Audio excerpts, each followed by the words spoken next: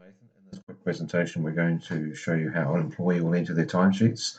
There are two methods for the employee to enter timesheets. First one is they would visit the mytimesheets.co website where they'll have this login screen.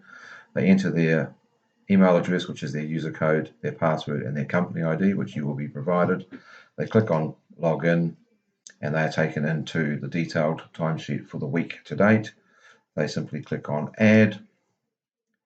And in here, I'll just change this to a different date, so they can choose different pay codes. So normally it would be ordinary time, and depending on what you allow them to enter, they can enter annual leave, sick leave, allowances, and other pay codes. But for this exercise, we'll focus on ordinary time.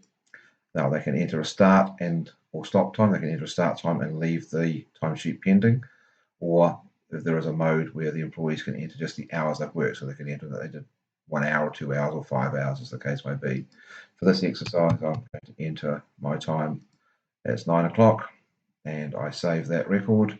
Now I can, if need be, choose the cost centre where I'm working, and we can have cost centres as well as jobs within cost centres, depending on what it is that you're trying to track.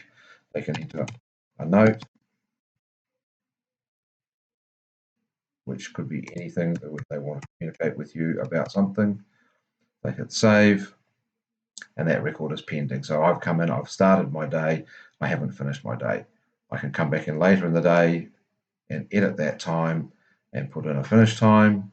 I can put in the length of my break if that's appropriate. I can then save that, and I've now got a timesheet entered for the 18th for my 10 hours in the management cost centre or department, and with a note. As I say, you can enter leave, etc. if you wish, and depending on what the rules are, employees can enter future dated leave waiting for approval. The employee will also receive these icons or see these icons. So the question mark means that the timesheet for that day has not yet been approved, whereas the thumbs up has been approved by a manager.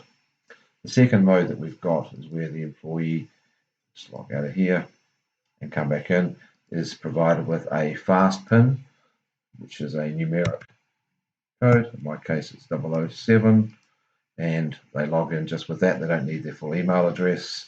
Same password, same company ID, but the difference is in fast mode, it goes straight into the add mode. So I'm in here, I'm adding for today. I can click in here and put in my start time. And again, I can choose where I'm working. So for example, I might want to change that to working in a different area of the business. Now this view that you're seeing here is in the equivalent of a smartphone screen, but you can also do this on a tablet or a PC where it will go into a bigger screen format. Once I've started my timesheet, I simply hit save. And in fast mode, what it does is it asks me if I want to enter another one. So fast mode is used primarily where you've got numerous employees using the same device. If I say no, it simply logs me out. And then later in the day, I come back in, I put in my PIN, I log in again, and the system will take me back to that open timesheet, which is not yet complete, where I would then go and put in my finish time.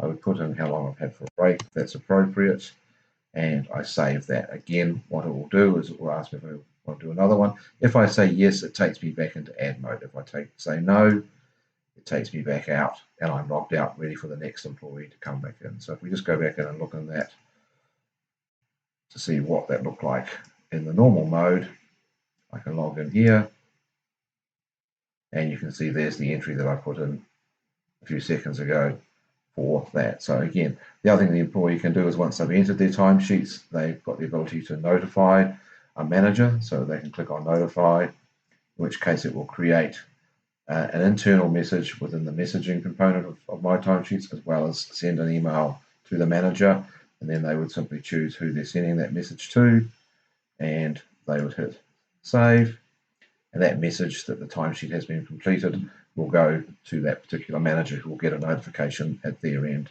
So it's simple for the employees. They've got the ability also in here, if they want to go back and look at historical periods. They can go and run reports for their own data.